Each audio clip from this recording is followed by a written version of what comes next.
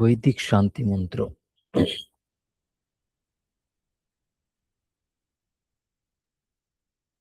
শ্রী গুরুভ্যো নমঃ। হরিঃ ওম। সহনাববতু সহনৌ ভুনক্তু সহ বীর্যং করবাবহৈ तेजस्विनावधीतमस्तु मा विद्विषावहै। ॐ शान्ति शान्ति शान्तिः। शन्नो मित्रः शं वरुणः शन्नो भवत्वर्यमा शन्न इन्द्रो बृहस्पतिः शन्नो विष्णुरुरुक्रमः। नमो ब्रह्मणे नमस्ते वायो त्वमेव प्रत्यक्षं ब्रह्मासि त्वामेव प्रत्यक्षं ब्रह्म वदिष्यामि ऋतं वदिष्यामि सत्यं वदिष्यामि तन्मामवतु तद्वक्तारमवतु अवतु माम् अवतु वक्तारम्। ॐ शान्ति शान्ति शान्तिः। भद्रं कर्णेभिः शृणुयामदेवाः भद्रं पश्येमाक्षभिर्यजत्राः स्थिरैरङ्गैस्तुष्टुवागुं शस्तनूभिः व्यशेमदेवहितं यदायुः स्वस्ति न इन्द्रो वृद्धश्रवाः स्वस्ति नः पूषा विश्ववेदाः स्वस्ति नस्तार्क्ष्यो अरिष्टनेमिः स्वस्ति नो बृहस्पतिर्दधातु। ॐ शान्ति शान्ति शान्तिः। नमो ब्रह्मणे नमो अस्त्वग्नये नमः पृथिव्यै नम ओषधीभ्यः नमो वाचे नमो वाचस्पतये नमो विष्णवे बृहते करोमि। ॐ शान्ति शान्ति शान्तिः। यश्छन्दसा मृषभो विश्वरूपः छन्दोभ्योऽध्यमृतात् सम्बभूव समेन्द्रो मेधया आस्पृणोतु अमृतस्य देवधारणो भूयासं शरीरं मे विचर्षणम् जिह्वा मे मधुमत्तमा कर्णाभ्याम्बोरिविष्टुवम् ब्रह्मणः कोशोऽसि मेधया पिहितः श्रुतं मे गोपाय ॐ शान्तिः शान्तिः शान्तिः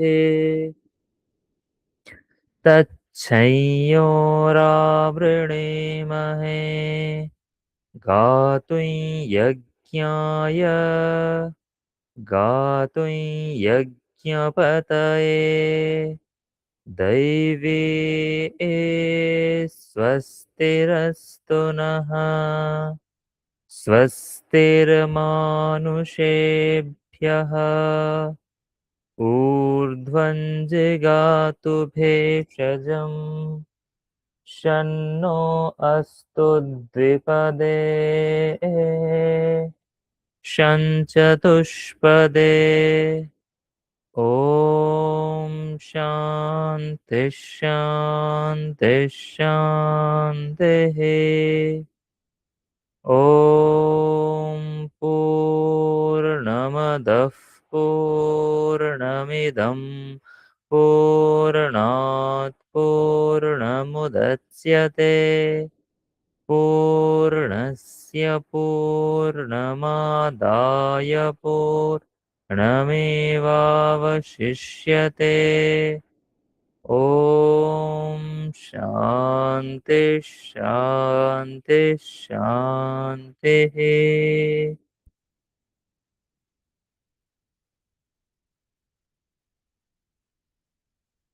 অষ্টম অধ্যায় 1 থেকে 14 নম্বর শ্লোক।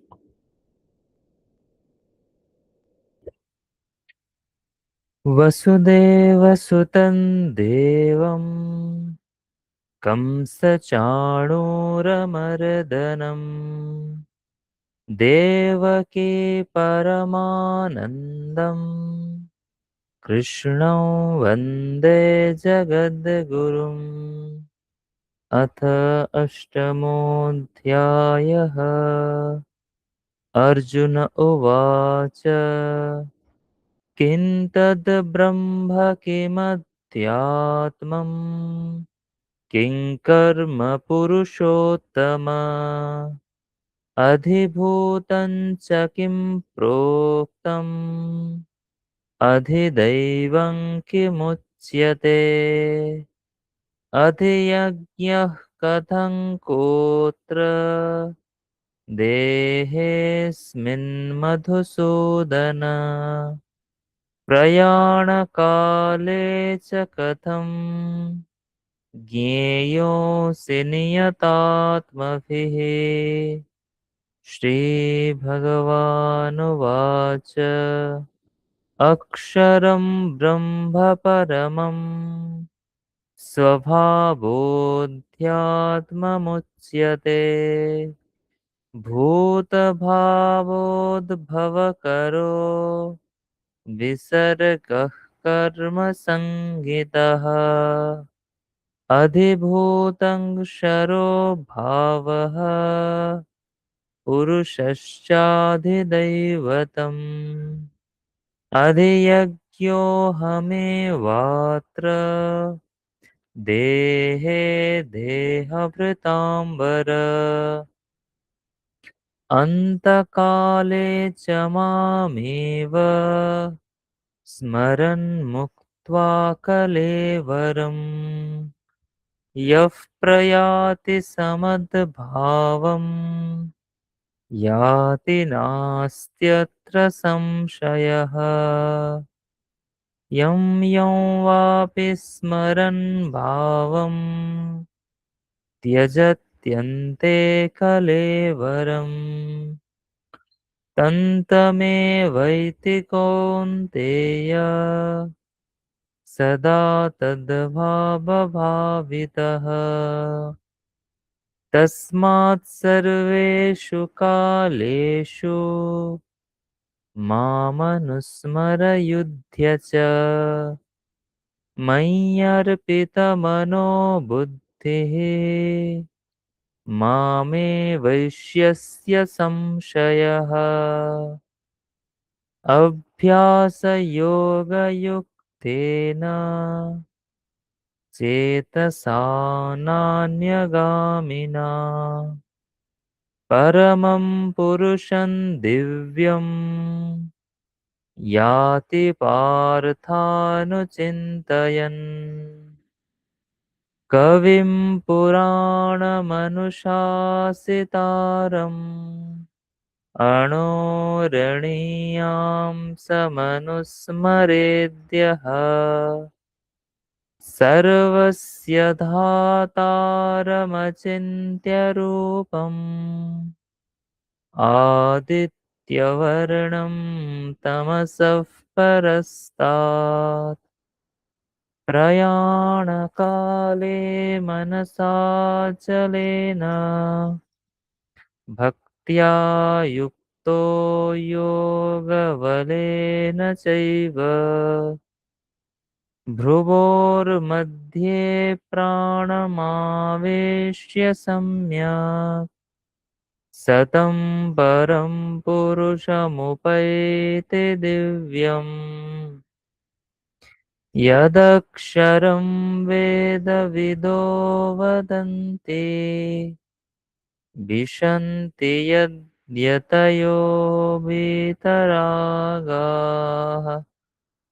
यदिच्छन्तो ब्रह्मचर्यं चरन्ति तत्ते पदं सङ्ग्रहेण प्रवक्ष्ये सर्वद्वाराणि संयम्य मनोहृदि निरुध्य च मूर्ध्न्याधायात्मनः प्राणम् आस्थितो योगधारणा ओमित्येकाक्षरं ब्रह्म व्याहरन् मामनुस्मरन् यः प्रयाति त्यजन् देहम् स याति परमां गतिम् अनन्यचेताः सततम् यो मां स्मरति नित्यशः तस्याहं सुलभः पार्थ नित्ययुक्तस्य योगिनः।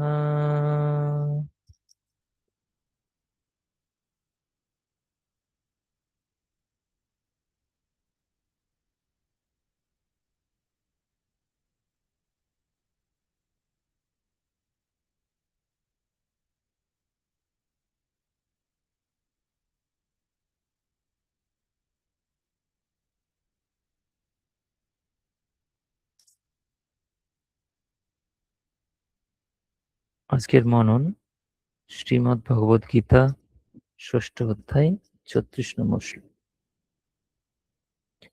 असंयतात्मना योगो दुष्प्राप इति मे मतिः वश्यात्मना तु यतता शक्यो वाप्तुमुपायतः असंयतात्मना योगो दुष्प्राप इति मे मतिः वश्यात्मना तु यतता शक्यो वाप्तुमुपायतः।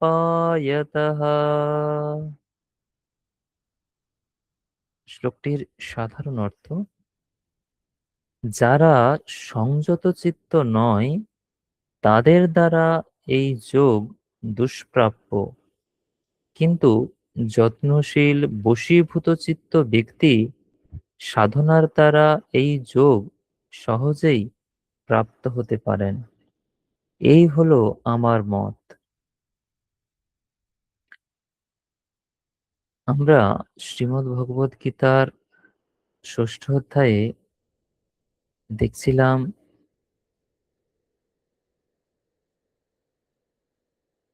ভগবান সমাধি যোগ সম্পর্কে উপদেশ করছিলেন। অর্থাৎ অষ্টাঙ্গ যে যোগ, সেই অষ্টাঙ্গ যোগের মাধ্যমে যখন কোনো সাধক সমাধি লাভ করে, তখন তার কি কি বৈশিষ্ট্য সেই প্রসঙ্গে ভগবান বলেছেন, সমত্ব দৃষ্টি অর্থাৎ সকল কিছুর মধ্যেই আত্মাকে দেখা এবং নিজের মধ্যেও সেই আত্মাকেই প্রত্যক্ষ করা, এই সমদৃষ্টি সম্পন্ন হন ওই যোগী ব্যক্তি। এবং আরো অনেক বৈশিষ্ট্য তিনি বলেছেন। সেই প্রসঙ্গে অর্জুন তার নিজের মনের চঞ্চলতার কারণে এই সমাধি যোগ বা সমাধি সম্পর্কে সম্যক রূপে বুঝতে পারেননি বলে জানিয়েছেন। অর্জুন বলছেন যে মন অত্যন্ত চঞ্চল, সেই জন্য এই সমত্ব দৃষ্টি সম্পর্কে আপনি যা বলেছেন আমি সেইগুলো ঠিকঠাক বুঝতে পারিনি। তখন ভগবান তাকে বলছেন, হ্যাঁ, মন নিশ্চিতভাবে চঞ্চল, কিন্তু সেই চঞ্চল মনকে অভ্যাস এবং বৈরাগ্যের দ্বারা বশীভূত করতে হবে, একাগ্র করতে হবে। অভ্যাস এবং বৈরাগ্যের কথা যোগশাস্ত্রেও বলা হয়েছে। যোগশাস্ত্র অর্থাৎ পতঞ্জলির যে যোগসূত্র, সেখানে অভ্যাস বৈরাগ্যাভ্যাম তন্নিরোধঃ, অর্থাৎ চিত্তবৃত্তির যে নিরোধ, সেই নিরোধ অর্থাৎ যে সমাধি, এই সমাধি লাভ করতে গেলে অভ্যাস এবং বৈরাগ্য করতে হবে। অভ্যাস মানে বারবার সেই চিত্তবৃত্তিকে একাগ্র করা, এ হচ্ছে অভ্যাস। মানে সেখানে থাকার জন্য অর্থাৎ সমাধিতে থাকার জন্য যত্ন করা, মনকে একাগ্র করার জন্য যত্ন করা, বারবার করা, এটা হচ্ছে অভ্যাস। আর বৈরাগ্য হচ্ছে বিষয়ের প্রতি বিতৃষ্ণা, সে ইহলৌকিক অথবা পারলৌকিক যে কোনো বিষয়ের প্রতি বিতৃষ্ণা হলো বৈরাগ্য।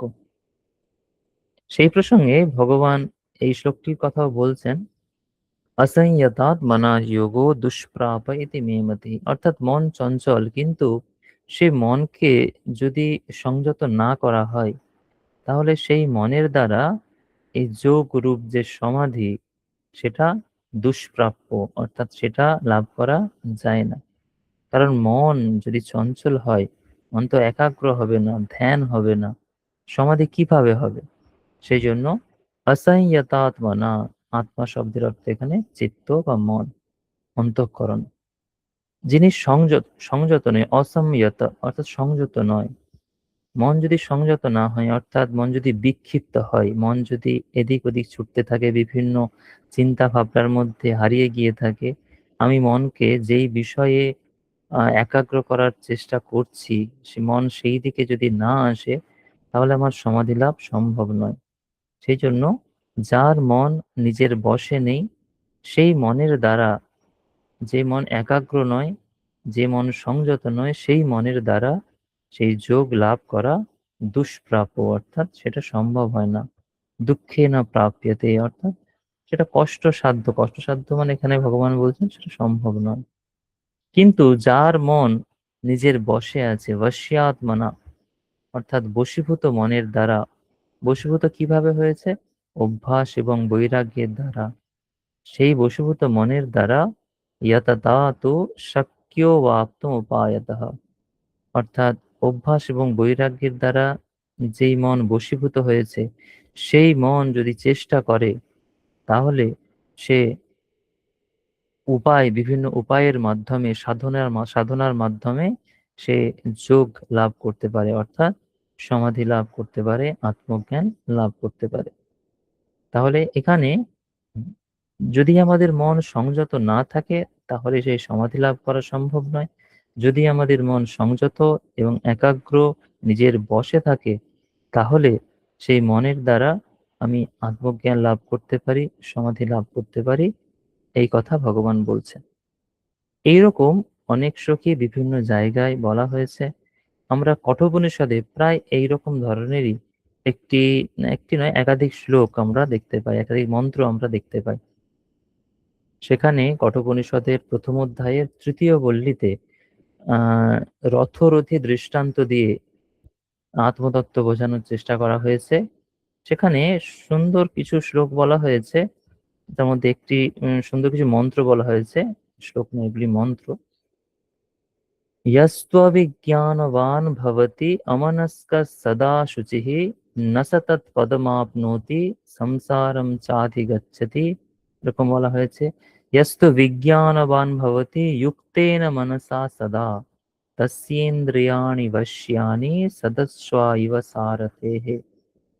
তৃতীয় পল্লীতে এরকম আছে প্রথমের দিকেই, যার মন यस्तु विज्ञानवान् भवति, বিজ্ঞান মানে হচ্ছে বিবেকযুক্ত, অর্থাৎ কোনটা ভালো কোনটা মন্দ, সৎ অসৎ এইরকম যিনি বিচার করতে পারেন সেই রকম মন যুক্ত, যুক্তেন মনসা সদা, অর্থাৎ যার মন যুক্ত, যুক্ত মানে হচ্ছে এই সমাহিত, অর্থাৎ বশীভূত, যার মন এরকম বশীভূত, যার মন বিবেকযুক্ত, এবং তস্য ইন্দ্রিয়াণি বশ্যানি, যার ইন্দ্রিয়গুলো নিজের বশে থাকে, যেমন সদস্বা ইব সারথেহ, যেমন সারথীর ভালো ঘোড়াগুলো তার নিজের বশে থাকে, নিজের কন্ট্রোলে থাকে। সেই সারথি সেই ঘোড়া নিয়ে, যেহেতু সে ভালো ঘোড়া তার বশে আছে, সে সেই ঘোড়াদের নিয়ে সেই রথকে তার ইচ্ছে মতো নির্দিষ্ট জায়গায় তার অভীষ্ট লক্ষ্যে যেতে পারে। কিন্তু সেই ঘোড়াগুলো যদি সংযত না হয়, ঘোড়াগুলো যদি সারথির কথা না শোনে, তাহলে ঘোড়াগুলো যেখানে ইচ্ছে সারথিকে নিয়ে চলে যাবে, সারথির নিজের কন্ট্রোল থাকবে না। সেরকম মন যদি আমাদের নিজের কন্ট্রোলে না থাকে, নিজের বশে না থাকে, তাহলে মন আমাদেরকে যেদিকে নিয়ে যাবে আমরা সেই দিকে চলে যাব, আমরা আমাদের অভীষ্ট লক্ষ্যে পৌঁছতে পারবো না। কিন্তু মন যদি আমাদের বশে থাকে, আমাদের কথা শোনে, তাহলে আমরা যেখানে পৌঁছতে চাই মন আমাদেরকে সেই জায়গায় নিয়ে যাবে। এই কথাগুলোই ভগবানও ঠিক এখানে তাই বলছেন, যে মন যার বশে থাকবে, মন যার নিজের অধীনে থাকবে, মন যার নিজের কথা শুনবে, তাহলে সে যেটা চায় সেটা সেই মনের দ্বারা লাভ করতে পারবে। আর মন যদি আমাদের বশে না থাকে, তাহলে সেটা লাভ করতে পারবো না। এখানে আত্মতত্ত্বের ক্ষেত্রেও তাই, আমাদের ব্যক্তি জীবনের ক্ষেত্রেও তাই। মন যদি আমাদের অধীনে না থাকে, তাহলে আমরা আমাদের অভীষ্ট লক্ষ্যে কখনোই পৌঁছতে পারবো না, কারণ মন বিক্ষিপ্ত হয়ে আছে। বিক্ষিপ্ত থাকলে মন এদিক ওদিক ছুটে বেড়াবে। তাই আমাদেরকে মনকে সংযত করতেই হবে, এছাড়া অন্য কোনো উপায় নেই, যদি আমরা আত্মজ্ঞান লাভ করতে চাই, অথবা যদি আমরা আমাদের ব্যক্তি জীবনেও আহ মানে নির্দিষ্ট গন্তব্যে, নির্দিষ্ট লক্ষ্যে পৌঁছতে চাই, দুই ক্ষেত্রেই এই মনকে নিজের বশে রাখা সমভাবে প্রযোজ্য।